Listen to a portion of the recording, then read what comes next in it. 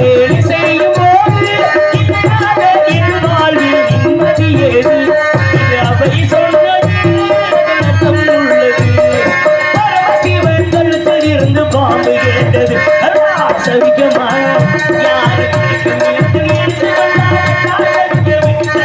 சொன்னது அதில் அர்த்தம் உள்ளது.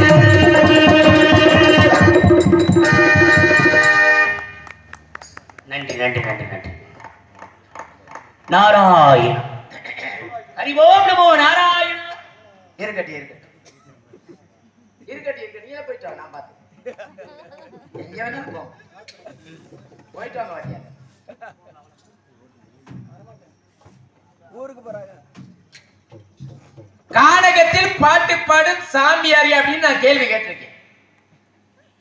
சாமியார்னா எந்த விதமான சாமியார் நீங்க பாத்திருக்கீங்க? வளவக சாமியாரை எங்க பூலோகத்துல நான் பார்த்திருக்கேன். எப்படி? முள்ளமாரி சாமி, பிச்சை எடுக்கிற சாமி, அடுத்த முண்டாட்டிய தெரியாம கடத்திட்டு போய் கற்பழிக்கிற சாமி, சாமியெல்லாம் நிறைய இருக்கு. நிறைய பூலோகத்துல காலையில குளிக்கிறாங்களா இல்லையா, புளிய மரத்துல உட்காந்து வேஷம் போட்டுறது, இப்படி சாமியெல்லாம் நிறைய எங்க பூலோகத்துல பாத்துக்கிட்டே இருக்கு. சரி, இந்த மாதிரி சாமியில நீங்க எந்த வகை சாமின்னு நான் கேட்கிறேன். நீ பார்க்கக்கூடியவர்கள் உன்னை போல மனிதனாகப்பட்டவன் பூலோகத்தில் இருக்கக்கூடிய சாமியார் கோலத்தில் இருக்கக்கூடிய ஆசாமிகள். புரியுதுங்களா? வேஷம் போடுறது, இந்த வேஷம் மட்டும் வரக்கூடியவர்கள் யாரு? வட மாநிலத்திலிருந்து வரக்கூடியவர்கள். என்ன வேஷம் போடுவாங்க? சாமி வேஷத்திலேயே ஆஞ்சநேயர் வேஷம் போடுவாங்க, ராமர் வேஷம் போடுவாங்க, கிருஷ்ணர் வேஷம் போடுவாங்க. அப்படி வேஷம் போட்டு பிச்சை எடுத்து தொழில் செய்யக்கூடிய ஆட்கள். சில பேர் சாமியார் போல காவி வேட்டியை உடுத்திக் கொண்டு பல விதமாக ஏமாற்றக்கூடியவர்கள். பெண்களை ஏமாற்றக்கூடியவர்கள். அதை கொடுக்குறேன் இதை கொடுக்குறேன் பிள்ளைய கொடுக்குற சாமிகள். அதெல்லாம் உன்னை போல மனிதனாகப்பட்ட பூலோகத்தில் இருக்கக்கூடிய ஆசாமி. நான் தேவலோக சாமி. 14 உலகம் போய் வரக்கூடியவன். அதுல விதல சுதல மகாதல ராசதல பாதாளம் மத்தியலோகம் சத்தியலோகம் தபலோகம் தனலோகம் புவர்லோகம் பூலோகம் பிரம்மலோகம் சொல்லக்கூடிய 14 உலகமும் போய் வரக்கூடியவன். இறந்த காலம் நிகழ்காலம் எதிர்காலம் என்று சொல்லக்கூடிய முக்காலத்தை உணர்ந்தவன். கிரேதா திரேதா துவாபரி கலியுகம் என்று சொல்லக்கூடிய 4 யுகத்தில் அவதரிக்கக்கூடியவன். மூங்கில் ஒளிந்திருந்தவன் முக்கன் சுவாமி, முதிய கடல் வழிபடுத்தான் முகுந்த சாமி, தாயமல பொருட்தான் தலைநாள் சாமி, தட வரையில் உழன்றான் தகப்பன் சாமி, வானூர் குதவரா மற்றொரு சாமி, இந்த உலகமே போற்றக்கூடிய நாரதர் சாமி. அப்பனே திரிலோக செஞ்சாரி காணப்பிரியர் கலகப்பிரியர் என்றெல்லாம் என்ன அழைப்பார்கள். நானும் நாரத மகரிஷி. என்ன சொன்னீங்க? என்ன என்ன சொன்னீங்க? நல்லா சொல்லணும். என்ன சொன்னீங்க? என்ன சொன்னீங்க? நாரதர் மகாமுனிவர் என்று சொன்னேன். நீங்க தான் நாரதரா? நானே தான். என் தெய்வமே என் தெய்வமே, உங்களை எல்லாம் சந்திச்சதுல மற்றற்ற மகிழ்ச்சி சார். இதெல்லாம் பார்க்கணும்னா போன ஜென்மத்துல செஞ்சிருக்கேன்.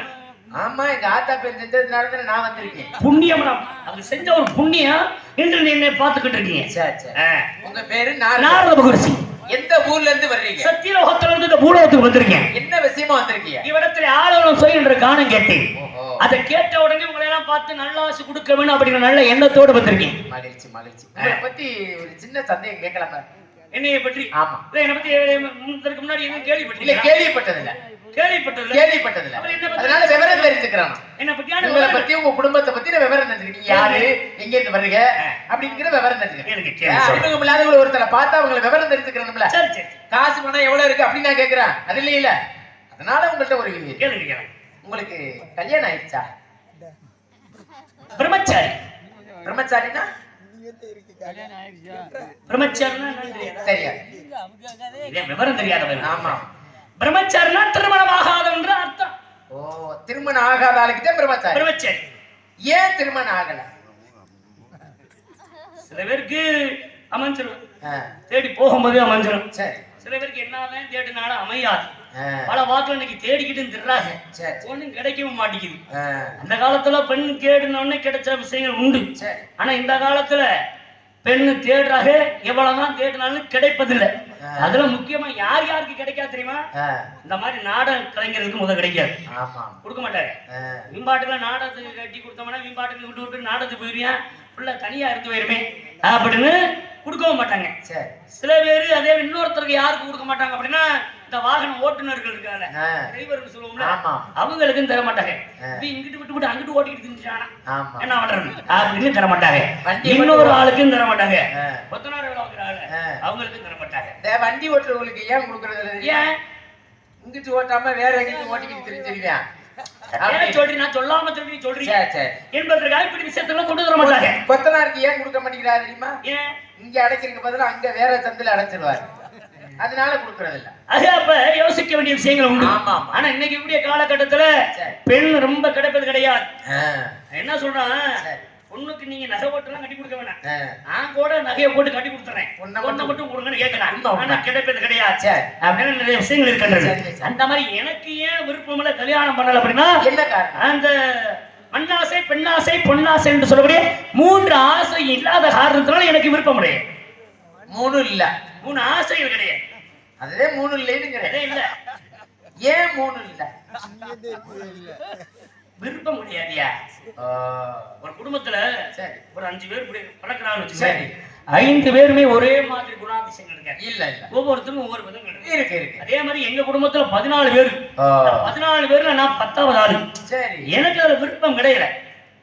எதுக்கு கல்யாணம் பண்ணி புள்ள குட்டியோட தேவையான என்பதற்காக அதுல விருப்பம் இல்லாம இப்படி உலகெங்கும் பல விதமான நன்மைகள் செய்வதற்காக, உலக பொது தொண்டு செய்வதற்காக எனக்கு எதை ஏற்படுத்திக் கொள்ளும் ஆசை இல்லாம. ஆனா மத்ததெல்லாம் இருக்கு, பொதுநல தொண்டு தானே, மத்த எல்லாமே இருக்கு. ஆனா அது மட்டும் இல்ல, ஆசை இல்ல. அதத்தான் கேக்குறேன்.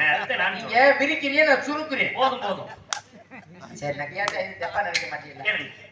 உங்களுக்கு இருக்கா இல்லையா? கொஞ்சமாவது அந்த எண்ணம் இருக்கா?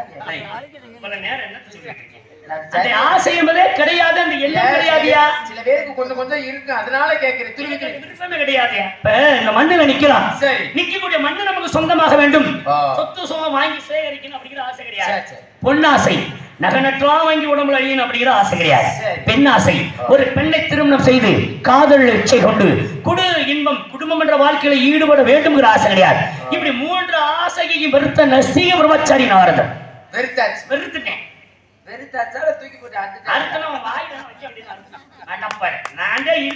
திரும்ப திரும்ப கேட்டுக்கிட்டு கோவம் மட்டும் வருது. இங்க கல்யாணம் பண்றது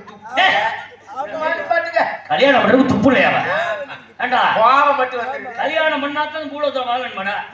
எங்க பூலோகத்துல 15 வயசு பையன் கூட கல்யாணம் பண்ணிட்டு வெக்கம் இல்லாம கெட்டு சீரழிஞ்சு போய் கிடக்கிறேன். அப்படித்தான் சிறு வயசுல பெரியகுண்ட கை தொலைபேசியில நான் பார்க்கப்படாத விஷயங்களை பார்த்து கெட்டு சீரழிஞ்சு போய் கிடக்கிறேன். புரியுதுங்களா? துப்புர்காணிக்கிற மட்டப்படை திருமணமாகவே உலகத்துல பல விதமான சாதனைகளை படைத்தவர்கள் பல பேர் உண்டு. அதுல ஒருத்தரை சொல்லணும்னா நமது ராமநாதபுரம் மாவட்டத்தில் ராமேஸ்வரத்துல பிறந்த ஏபிஜே அப்துல் கலாம் என்று சொல்லக்கூடியவர் திருமணமாகாதவர் தான். பொன்பொருள் மீது ஆசை இல்லாதவர் தான். உலகமே பொது தொண்டாக இருந்து உலக ஏவுக நாயகன் என்ற அற்புதமான ஒரு பட்டத்தை பெற்று சிறப்பாக அங்கே உறங்கிக் கொண்டிருக்கிறார்கள். அப்பேற்பட்ட சாதனை படைத்தவர். அந்த மாதிரி நாங்கள் திருமணமாக உலக பொது தொண்டுக்காக வேலை பார்த்துட்டு இருக்கேன்.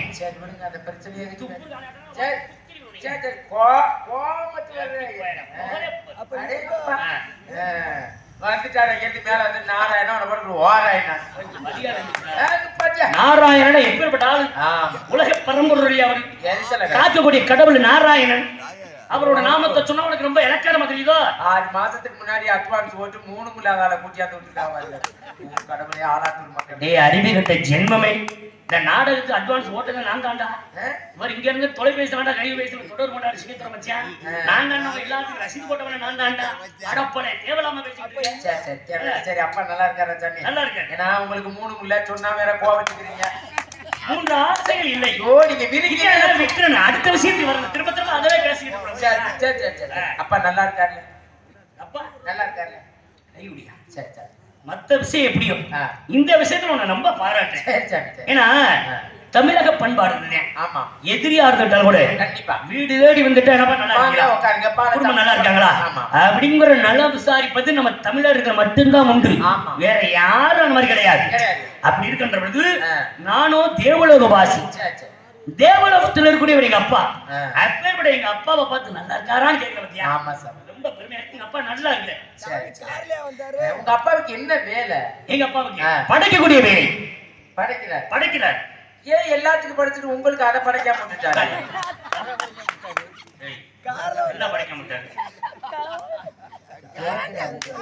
எல்லாத்தையும் படைச்ச மாதிரி எனக்கு படைச்சுதான்டா இருக்கு மடப்பல. எனக்கு அதுல விருப்பம் கிடையாது. இருக்க வேண்டியது எல்லாமே இருக்கு, ஆனா செயல்பாடு இல்லாம கிடக்கு.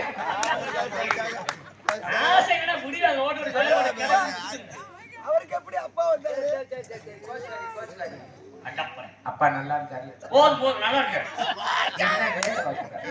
எங்க அப்பா படைக்கிறாரியா இந்த உலகத்தில் 4 வகை தோற்றம் 7 வகை பிறப்பு எறும்பு முதல் 84 லட்சம் சீவராசிகளையும் என் தந்தை பிரம்மன் தான் படைக்கிறார்.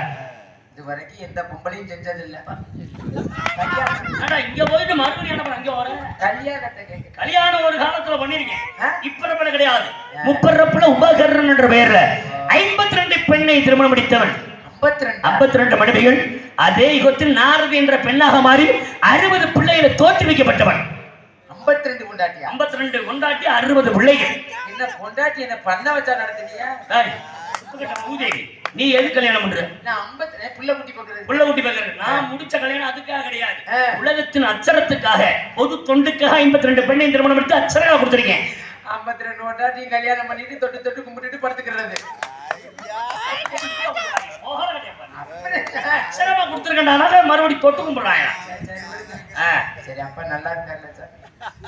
நல்லா இருக்காரா? அடுத்த விஷயத்துக்கு வர திரும்ப திரும்ப சரி சரி. அம்மா ஊருக்கு போயிட்டாங்க. என்ன வேலை பார்க்கறாரு? இந்த கல்வெட்டு தண்ணி. எங்க அப்பா படிக்கிறாரியா? என்ன படிச்சது? மண்ண படிச்சது. எல்லாத்தையும் படிச்சது எங்க அப்பா தான். மண்ண படிச்சது எங்க அப்பா. என்ன படிச்சது? எங்க அப்பா. மண்ண படிச்சது எங்க அப்பா. பொருளை படிச்சது எங்க அப்பா. மரத்தை படிச்சது எங்க அப்பா. மட்டையை படிச்சது எங்க அப்பா. கொட்டையை படிச்சது. கொட்டையை படிக்கிறாரா? மரத்தை படிக்கிறவர மரம் கொட்டை மாங்கொட்டை பணம் கொட்டை எல்லாத்தையும் படிக்கிறீங்க அப்பா தான். சரி சரி. அப்ப கொட்டையை படிச்சது எங்க அப்பா. கோழியை படிச்சது எங்க அப்பா. குஞ்ச படிச்சது யாரு? கோழி குஞ்சங்க. ஏன்னா கோழியை படிக்கிற கோழி குஞ்ச படிக்க மாட்டாங்க. என்ன எழுதி இருக்கிற? அனைத்து சீவராசி அப்பா தான் படிக்கிறாரு. எல்லாத்தையும் படிச்சது உங்க அப்பா. எங்க அப்பா. உங்களை படிச்சது எங்க அப்பா. என்னைய படிச்சது யாரு? திரும்ப பின்னாடி சரியா ஒன்ன படுத்து நல்லா இருக்கு. எப்படி ஒன்ன படுத்தது எங்க அப்பா. எப்படி பார்த்து சொல்லுங்க? பார்த்தாலே தெரியுது. ஊரறிய செய்யறது உங்க அப்பா. யாருக்கும் தெரியாம செய்யறது எங்க அப்பா. ஊரறிய செய்யறதுன்னா எப்படி இப்படி ரோட்ல ஓட்டா? தெருவுல ஓட்டு. ஊரறிய உங்க அப்பா என்ன பண்றாரு? ஊருக்கெல்லாம் பத்திரிக்கை கொடுத்து உங்க சொந்தக்காரங்களை வரவழைத்து பெரிய விருந்து படைத்து உங்க அப்பா உங்க அம்மாவை திருமணம் முடிப்பது. இதுதான் ஊரறிய செய்யறது. சரி. யாருக்கும் தெரியாம எங்க அப்பா செய்வார். எப்படி எங்க இருந்து? இருட்டுக்குள்ள. இருட்டுக்குள்ள கிடையாது. இருட்டா இருந்தானா பகலா இருந்தானே எங்க அப்பா இல்லாம எதுவும் கிடையாது. ஆமா யாருக்கும் தெரியாம எங்க அப்பா செய்வாருன்னா இந்த உலகத்துல அக்னி சுருச்சுரோட அண்டம் ஆன்மா ஜீவன் சொல்றது பிண்டம்.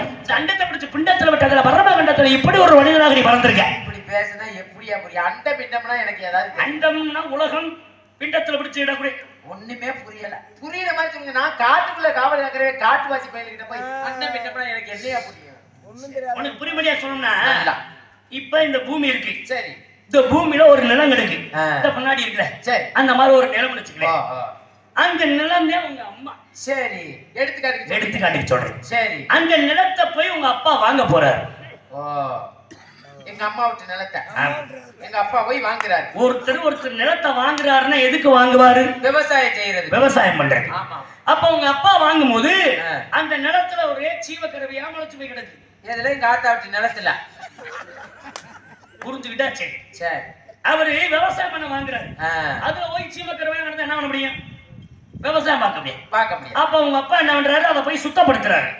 பிளேடு வச்சா அறிவட்டவனே நிலத்துல சுத்தப்படுத்தணும்னா பெருமுண்டை கடப்பாறை கம்பி அந்த மாதிரி கூந்தாளம் இல்லையா அப்படின்னா இன்னைக்கு பெரிய வாகனம் இருக்கிற என்னமோ ஒரு வண்டி சொல்லுவாங்க. அந்த மாதிரி வாகனத்தை வச்சு அந்த சீமக்கருவை வேறு வந்தனையோட சுத்தமா சரி படுத்துறாரு. எங்க ஆத்தா விட்டு நடத்த எங்க அப்பா போய் சுத்தம் பண்ணிட்டாரு. சுத்தப்படுத்திட்டாரு. சரி. சுத்தப்படுத்தின பிறகு உங்க அப்பா என்ன பண்றாரு? உங்க அம்மா விட்டு நிலத்துல உழுகுறாரு. கலப்பையை போட்டுக்கிட்டு அப்புறம் கலப்பையத்தை போட்டு அவர் உழுகின்ற பொழுது எங்க அப்பா விதை ஊன்றாரு. எங்க இருந்து? மேல இருந்து. அந்த விதை முளைக்க மட்டும் உங்க அப்பா மறுபடியும் தண்ணி பாய்ச்சுறாரு. எனக்கு ஒரு சின்ன சந்தேகம். என்ன? உங்க அப்பா எங்க இருந்து விதையை ஊன்றாரு? எங்க ஆத்தா இதுல. எங்க அப்பா மேல இருக்காரியா சத்தியலோகத்துல. எங்க ஆத்தா அம்மா கீழ இருக்கா. உங்க அப்பா எங்க இருக்காரு? எங்க அப்பா மேல. அங்க இருந்து இங்க எப்படி எனக்கு ஒண்ணும் புரியல. அப்புறம் நீளமா இருந்துச்சு. அப்பா ரொம்ப பெருசியா மனசு அடப்பல வாய புலக்காத. மனசு பெருசு. யார் யார் என்னென்ன பாவம் புண்ணியம் கணக்கு செய்கின்றாலோ அதுக்கு தகுந்தவாறு குழந்தை வாக்கியத்தை தருவது என் தந்தை பிரம்மனோட வேலை. அங்க இருந்து ஆசீர்வாதம் பண்றாரு குழந்தை வாக்கியம் கிடைக்க வேண்டும் என்பதற்காக. அதனாலதான் இப்படி விதையா முளைச்சுட்டு இருந்து நின்று பேசிக்கிட்டு இருக்கேன். இப்ப புரியுதா? புரியுது புரியுது. அப்பா சரி. எல்லாத்தையும் படிச்சது உங்க அப்பா தானே? எங்க அப்பா. ஒரு சின்ன சந்தேகம் கேட்டா சக்கர கேளு கேளு கேளு. இந்த நாயை படைச்சது யாரு? நாய் எங்க அப்பா தான் படிக்கிறாரு. நன்றி உள்ள ஜீவனா நாயின்னு சொல்லுவாங்க. கண்டிப்பா. இந்த நாய் ஏன் இழுத்துக்கிட்டே தெரியல, என்ன காரணம்? ஒரு நாரதர்கிட்ட எதை கேட்கணும்னு கிடையாதா? நாயை படைச்சது யாரு? படைச்சது எங்க அப்பாவே. அதுக்காண்டி எதை போய் கட்டிக்கிட்டு இருக்க? அது ஏன் அப்படி இழுத்துக்கிட்டு கிடக்குது? விளக்கம் சொல்லணும்ல, சும்மா இல்ல. நாய் இப்படி தெரியுதுன்னா நான் இதுக்கெல்லாம் போய் என்னத்தை விளக்கம் சொல்றது? தெரியணும், தெரியாததை தெரியப்படுத்துறதுக்கு தான் நம்ம வந்திருக்கிறோம். அதுக்காண்டி இதை வர கேட்பேன்கிட்ட நான் அறிவட்டவனே. படைச்சது யாரு? படைச்சதுங்க அப்பாவே. அப்புறம் ஏன் அப்படி படைச்சாரு? போய் படைக்கிறது செஞ்சுட்டு ஒடியார வேண்டியதானே? அப்படி கிடையாதுப்பா. ஒவ்வொரு ஜீவங்களுக்கும் ஒவ்வொரு தன்மை உண்டு. எப்படி? இன்னைக்கு பூச்சி வகையில் எடுத்துக்கீங்களே, இந்த பறந்து தெரியக்கூடிய வண்ணத்து பூச்சி இருக்கு. இந்த வண்ணத்து பூச்சி உறவு வைக்கின்ற பொழுது பாருங்க ஒட்டிக்கிட்டே தான் தெரியும். அதே மாதிரி விட்டில் பூச்சி பாத்துறீங்களா? அதுவும் ஒட்டிக்கிட்டு தான் தெரியும். பறக்கக்கூடிய தட்டா பூச்சியை பாருங்க, அது ஒட்டிக்கிட்டு தான் இருக்கு. அதே மாதிரி இந்த வண்டு இனங்கள் இது கூட ஒட்டிக்கிட்டு தான் இருக்கு. அதே மாதிரி நாயோட தன்மை அப்படித்தான். புரியுதா? அடுத்த விஷயத்துக்கு வா. என்ன அப்படித்தானா? என்ன மொட்டை போய் குட்டையில விழுந்த கதையா பதில் சொல்றீங்களே? மக்களுக்கு புரியாததை புரிய வைக்கணும். ஏன்னா எதெல்லாம் போய் கேட்டுக்கிட்ட நாய் அப்ப தெரியலன்னு ஒத்துக்குறீங்க. ஒரு கோமாளி கேட்டு நாரதருக்கு தெரியலன்னு ஒத்துக்குறீங்க. நித்யா முத இது எதனாலனா இது வந்து மகாபாரதத்துல வரக்கூடிய விஷயம். சரி, பஞ்சபாண்டவர் கொடுத்த ஒரு சாபத்தின் காரணமாக நாய் அப்படி இழுத்துக்கிட்டு தெரியுது. போதுமா? ஏதாவது புரிஞ்சுச்சா உங்களுக்கு? ஏதாவது புரிஞ்சுச்சா? புரியுற மாதிரி சொல்லுமையா விளக்கம். எதுக்காக, என்ன காரணம்? எங்க இருந்தாரோட எப்படி வந்தாங்க? ஏன்டா என்ன பத்தி ஈஸியா சொல்றீங்க? அட்வான்ஸ் போட்டது நீங்க தானே? அட்வான்ஸ் போட்டது நீங்க தானே? தெரியாதனா உனக்கு போட்டு விட்டேன். தெரியுமா தெரியாதா? அது மகாபாரதத்துல பஞ்சபாண்டவர்கள். இந்த பஞ்சபாண்டவர்கள் யாராருன்னா தர்மன், பீமன், அர்ஜுனன், நகுலன், சகாதேவன் என்று சொல்லக்கூடிய ஐவர். இந்த ஐவருக்கு ஒரே மனைவி யாருன்னா திரௌபதி என்று சொல்லக்கூடிய பாஞ்சாலி. சரி, இந்த ஐவருக்கும் ஒரே மனைவியாக வாழ்ந்து வருகின்ற பொழுது இந்த ஐவருக்கு ஒரு நிபந்தனை ஏற்படுத்திட்டாங்க. எப்படி? அதாவது ஒரு வருடத்துக்கு ஒருவர் தான் மனைவியோட இருக்கணும் இல்லறத்துல அப்படின்னு அவங்களுக்கு ஒரு நிபந்தனை. இதற்கு இடையில யதார்த்தமா உள்ள வீட்டுல வரணும்னா கூட சரி, வெளியில பாதரட்சை, சரி பாதரட்சைனா செருப்பு ஆசையில கலட்டி வச்சுட்டு உள்ள போயிடுவாங்க. இப்ப யாரு உள்ள இருக்கிறாங்க அப்படிங்கிற விஷயத்த வெளியில கிடக்கிற செருப்பை வச்சு பாத்துருவாங்க அடையாளத்துக்கு. சரி, அதே மாதிரி ஒரு நாள் தர்மராகப்பட்டவர் வெளியில பாதரட்சையை கழட்டி வச்சுட்டு வீட்டுக்குள்ள போய் பாஞ்சாலியோட நெருங்கி உட்கார்ந்து பேசிக்கிட்டு இருக்க. சரி, அந்த நேரத்தில் அங்கே பீமன் வருகின்றார். பீமன் வருகின்ற பொழுது அங்கே பாதரட்சை இல்ல, அந்த செருப்பு இல்ல. சரி சரி, யாரும் இல்ல. அப்படி ஒரு யதார்த்தமா உள்ள போக. சரி, உள்ள போனாங்க. ஏற்கனவே இருக்கிறது யாரு? பாஞ்சாலி, தருமரும் பாஞ்சாலி. சரி, அப்ப தருமர் பார்த்தாரு, உனக்கெல்லாம் புத்தி இருக்காடா? உனக்கெல்லாம் அறிவு இருக்கா? அடப்பட இங்க இருக்குது. சரி, புத்தி இருக்கா உனக்கு? வெளியில பாத்துட்டு வர மாட்டியாரா? கதையை தானே சொல்லிய கதையிலவே அப்படி தர்மராகப்பட்டவரு பீமனை சொல்ல. அந்த பீமன் சொல்லுகிறானே, வெளியில உங்க பாதரட்சை இல்ல இல்ல இல்லாம இருந்தனால யதார்த்தமா உள்ள வந்தீங்க. யதார்த்தமா உள்ள வெளியில போட்டு இந்த பாதரட்சை என்னாச்சு அப்படின்னு ரெண்டு பேரும் வந்து வெளியில வந்து பார்த்தா பாதரட்சை என்று சொல்லக்கூடிய செருப்பு அந்த காலத்துல மிருகத்து தோல்ல தான் செய்வாங்க. அப்ப இந்த தோல் வாடுக்கு என்ன ஆனிச்சு, ஒரு நாய் கடிச்சு வந்து அவ்வளவு தூரத்துல போய் ஒரு 5-6 நாய் சேர்த்து சரி தோலை கடிச்சு இழுத்துக்கிட்டு தெரிஞ்சா. அப்பதான் தர்மர் பார்த்தாரா, சரி அந்த நாய் பார்த்த வேலை செருப்பை கடிச்சு இழுத்துட்டு தெரியுது. இனிமே இந்த நாயாகப்பட்டது செருப்பன் கிடையாது, எந்த விஷயத்துல ஈடுபட்டாலும் சரி அந்த நாய் இல்லறத்துல ஈடுபட்டாலும் இழுத்துக்கிட்டு தான் தெரியும் அப்படின்னு தர்மர் கொடுத்த சாபம். அதனால நாயாகப்பட்டது அப்படி இழுத்துக்கிட்டு தெரியுது. போது பாரா. சூப்பர் சூப்பர், அருமையான கை கொடுத்தா. இந்த நாய் ஏன் காலத்துக்கிட்டே ஒண்ணு கடிக்குது? விளக்கம் கட்டுற சொல்லுமா, மறுபடியும் அதுல அடிக்குது அதுல அடிக்குது. சரி விடுங்க, என்னைய பத்தி தாராளமா கேட்கலாம். நீ மட்டும் விவரம் பேசுனது. சரி, நான் என்ன செய்துன்னு காலத்துக்கிட்டு ஏன் ஒண்ணு கடிக்குது? இத ஆராய்ச்சி பண்ணி இருக்கிற, நீ ஆராய்ச்சி பண்ணாம அதை கேட்க மாட்டேன். இதுக்கான விளக்கத்தை நீயே சொல்லு சொல்லு. இந்த நாய் ஏன் காலத்துக்கிட்டு அடிக்குதுன்னா, காலை தூக்காம அடிச்சா இங்க வாயில அடிச்சிருச்சா. அது எப்படி மனத்தனமா பேசு? என்ன அது எப்படி எப்படி ஒரு நாள் இப்படித்தான் நீங்க கேட்ட மாதிரி நானும் யோசிச்சேன், ஏன் அப்படி அடிக்குது அப்படின்னு பார்த்தா குனிஞ்சுக்கிட்டு பாக்குது, அதுக்கு நேரம் இருக்குது. நாயை கூட விடுறது இல்ல, போய் வேடிக்கை பார்த்துட்டு இருக்கேன். பயந்து ஓடுது பார்த்து நாயோட ஓடுது. உங்க பேரு? என் பேரு வீரத்தேவன். உங்க அப்பா பேரு? நம்பி, வேலூர் நம்பி. அவரோட மகனா? எத்தனை பேர்? 7 பேரு. 7 பேத்துல நீ எத்தனாவது ஆளு? நடுவுல. அப்ப உனக்கு மேல மூத்தவன் 3 பேரு, இளையவர்கள் 3 பேர், இளையவன் 3 பேரு, மொத்தம் 7 பேர். மொத்தம் 7 பேர். ஒரு ஆளுக்கு இருக்க மிச்சம் 6 பேருங்க. வெட்டி பையில எவனும் வர மாட்டேங்கிறான் சாமி, நான் தான் வரேன். எதுக்கு வர்ற நீ? காவலுக்கு தான். சரி இருக்கட்டும்.